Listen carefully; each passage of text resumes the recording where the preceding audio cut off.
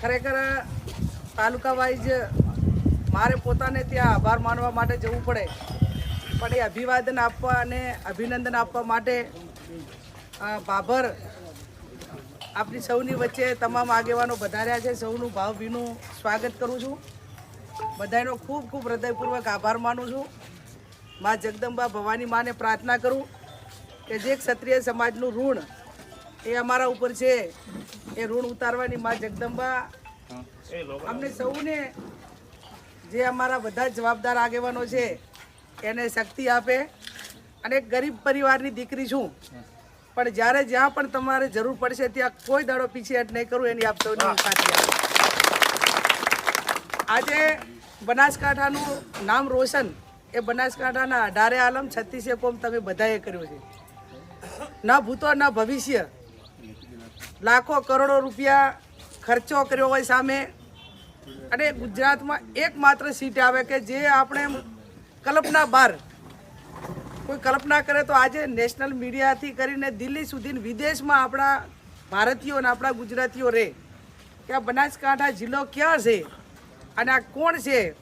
એ હું નથી, પણ તમે બધા છો, અને તમે બધા છો એટલે હું છું. હું તો નિમિત્ત છું જેણે 6 લાખથી વધારે બટન સામે દબાવ્યું. વિશેષમાં ક્ષત્રિય સમાજે પોતે વળતો આપ્યા, પણ બીજાને લોકશાહી ઢબે નર્મ ભાવે વિનંતી કરી કે અમે કાયમી તમારી સાથે રહ્યા છે ને આ વખત અમારી સાથે રહો. અને એ તમારી વિનંતી એ તમામ નાના સમાજો ગ્રાહ્ય રાખી એને પણ તમે બધા સાચવજો. આજે તમારા સાથે હું બધાને ઓળખતી હોઉં ના ઓળખતી હોઉં, તમે બધું એમનું ટાપું કરવા માટે સક્ષમ છો, પણ ક્યાંય મારી નાના મોટી જરૂર પડે, એક નાના મોટી ઓલા ખિસકોલી જેવડી, તો પણ તમે જેનું કબૂલાતનામું લઈને આવ્યા છો એ કબૂલાતનામું કોઈ પણ પ્રકારનું ટાંપાનું હશે તો એમાં અડધી રાતે પણ તમારી બેન તરીકે, દીકરી તરીકે તમે બધે ચૂંદડી ઓઢાડી છે. એ ચૂંદડીની માન મર્યાદા મોભો એ કાયમી ગેની બેન એનો સમાજ અને પરિવાર રાખશે. આજે અમને આ સ્ટેજે પહોંચાડીને આખી જિંદગીભર તમારું એક એહસાન ચૂકવવા માટેનો જે અમને મોકો મળ્યો છે.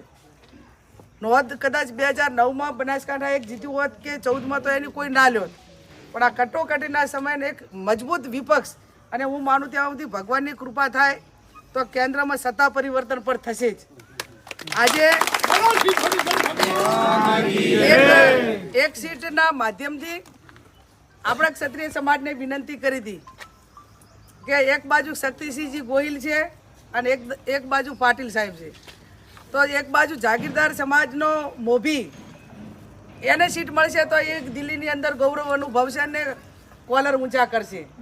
આજે એમનો ફોન આવ્યો અને પ્રિયંકાજીએ અને શેષ નેતૃત્વે શક્તિસિંહજીને અભિનંદન આપ્યા કે ખરેખર ગુજરાતની અંદર ખાતું ખોલ્યું ને ભાજપની હેટ્રિક કોઈએ રોકી હોય તો એ શક્તિસિંહ ગોહિલે રોકી છે. અને એ હેટ્રિક એવી રોકી છે કે આ 2027 માટે ક્ષત્રિય સમાજ હોય, તમામ સમાજો હોય, એનું રાજકીય ભવિષ્ય એ 2027માં બનાસકાંઠાની સીટે નક્કી કર્યું છે. અને નક્કી કર્યું છે ત્યારે હવે ક્ષત્રિયની જે વ્યાખ્યા લાગે એમાં બધા એક રહેજો, એમાં વિભાજન ના કરતા. રાજપૂત હોય, ઠાકોર હોય, જાગીરદાર દરબારો હોય કે તે ક્ષત્રિયની વ્યાખ્યામાં આવે છે. આ તમે બધા એક થઈને જે નાના મોટી તમામ ચૂંટણીઓમાં, તમામ નાના મોટા કામોમાં, તમામ નાના મોટા પ્રકારના કોઈ ઇસ્યુમાં, કોઈ પણ નાના મોટા ધંધા રોજગારમાં આ બધા તમે એક રહેશો તો એમાં ખૂબ મોટો ફાયદો દરેક ક્ષેત્રની અંદર થશે. અને આ તમે આ 3-4 સમાજ એક રહો તો આજે ઇતર સમાજ તમારા નેજા હેઠળ કામ કરવા રહેવા માટે તૈયાર છે. પણ આપણે બધા એક ના હોઈએ તો એ બધું વેરવિખેર થઈ જાય છે. તો આવનાર સમયની અંદર નાના મોટા તમામ પ્રકારની અંદર જે ક્ષત્રિય સમાજે જે રીતે એકતા બતાવી એમ રાજપૂત સમાજ હોય, ઠાકોર સમાજ હોય, એ પણ આવનાર સમયની અંદર એને એક તાંતણે આ નેજા હેઠળ રાખવા માટેની જરૂર છે. અને એમાં બધા આપણે પરિશ્રમ કરશું તો આજે આટલે આપણે જે દાડે મેદાનમાં ઉતર્યા ત્યારે આવી કલ્પના કરી નહોતા ઉતર્યા, પણ હિંમતે મરદા તો મદદે ખુદા. આપણને બધાને ખબર હતી કે સામે તમામ પ્રકારના સંસાધનો છે, પણ એ સંસાધનોને સામે પણ આપણે આ પરિણામ લાવવામાં સફળ રહ્યા છીએ. કેટલા પ્રકારના સંસાધનો, આ ભાજપ કોંગ્રેસની ચૂંટણી નથી, આ ચૂંટણી એ દેશના વડાપ્રધાન સામે, બેંક સામે, ડેરી સામે, વહીવટી તંત્ર સામે, તમામ પ્રકારના 2 નંબરના ધંધા કરવાવાળા સામે, એક બાજુ ધનશક્તિ, એક બાજુ જનશક્તિ, સામેના સમાજને હળંગ 8 ચૂંટણીઓનો અનુભવ, આટલું બનાસકાંઠા માટે વધારાના પડકાર હતા. ભાજપ કોંગ્રેસ તો હતું જ, પણ એના ઉપર મેં કીધા એટલા વધારે પડકારો હતા. અને આ તમામ પડકારો તમે ઝીલી અને મને ગૌરવભેર એક આ લોકસભાના સભ્ય તરીકે પ્રથમ વખત 62 વર્ષ પછી એક મહિલાને આવડું મોટું ગૌરવ અપાવ્યું હોય, અને એ પણ તમે મામેરું. હવે આ મામેરું એ ખૂબ મોટો મર્યાદાવાળો શબ્દ, અને આખા દેશની અંદર એ મામેરાની મીડિયાએ નોંધ લીધી. એટલે હું આપ સૌને ખાતરી આપું છું કે મારું મામેરું ભરવામાં તમામ સમાજે કંઈ બાકી રાખ્યું નથી. ક્ષત્રિય સમાજે ચૂંદડી ઓઢાડીને એક ધર્મની બહેન તરીકે જે એક ખૂબ મોટી ઇજ્જત આપી અને ખૂબ મોટું બહુમાન આપ્યું, ખૂબ મોટી મદદ કરી, એ બદલ આપ સૌનો ખૂબ ખૂબ હૃદયપૂર્વક આભાર માનું.